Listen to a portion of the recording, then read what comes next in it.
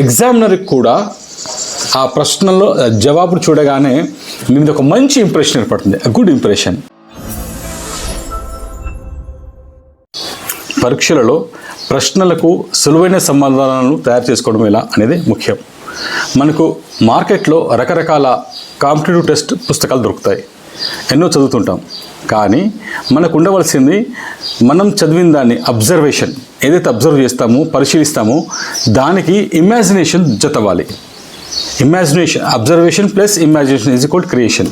అంటే మనలో ఒక సృజనాత్మకత రావాలంటే మనం రకరకాల టెక్స్ట్ బుక్స్ని కానీ కాంపిటేటివ్ టెస్ట్ పుస్తకాలను కానీ చదివినప్పుడు దాంట్లో విషయాన్ని అబ్జర్వ్ చేసి అంటే సంగ్రహించిన తర్వాత నీదైన శైలిలో అంటే సరళ భాషలకు అనువదించి చక్కగా అర్థమయ్యే రీతిన రాయగలిగితే కనుక ఒక మంచి ప్రయోజనం చేకూరుతుంది. మనం ఏదైతే చదివినామో సులభతరంగా మనం ఎలా తయారు చేసుకున్నామో అది గుర్తుపెట్టుకోవడం అనేది ఇంకొక లక్షణం. ఎలా గుర్తుపెట్టుకోవాలంటే మనం ఏదైనా ఒక అంశాన్ని చదివినప్పుడు ఆ అంశాన్ని విజువలైజేషన్ చేసుకోవాలి. విజువలైజేషన్ అంటే ఫర్ ఎగ్జాంపుల్ సోషల్ స్టడీస్ ఉందనుకోండి, ఒక రాజు ఉన్నాడు, అతని రాజ్యం ఉంది, అతనికి సామంత రాజులు ఉన్నారు, మిగతా చిన్న చిన్న రాజ్యాలు ఉన్నాయి, అతను చేసిన పరిపాలన, ఇవన్నీ కనుక మనం ఊహించుకోగలిగితే ఆ ప్రాంతం మనం ఉన్నట్టు మైండ్లో పెట్టుకోగలిగితే రేపు మనం ఎగ్జామ్స్ రాసేటప్పుడు ఆ కంటెంట్ అంతా మనకు ఈజీగా గుర్తుండే అవకాశం ఉంటుంది. విజువలైజేషన్ అనేది చాలా మేజర్ రోల్ అండి చదువు విషయంలో.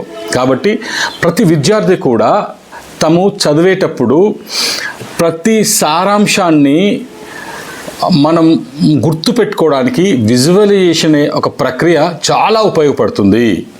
Repetition is mother of memory అన్నట్టుగా పునశ్చరణ అనేది చాలా ఉపయోగం.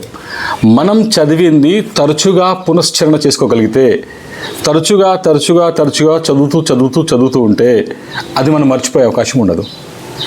మనకు ఏ సమయం దొరికినా కొంచెం సమయం దొరికినా ఆ సమయంలో చిన్న చిన్న పాయింట్స్ వైజ్గా మనకు లిస్ట్ తయారు చేసుకుంటే ఆ లిస్ట్ చూసుకున్నప్పుడు ఆ కంటెంట్ అంతా మనకు గుర్తొస్తుంది. ఇది కూడా చాలా ముఖ్యం. ఎంత చదవమన్నది కాదు, ఎలా రాసాం ఎంత రాసాం అన్నది ఇంపార్టెంట్.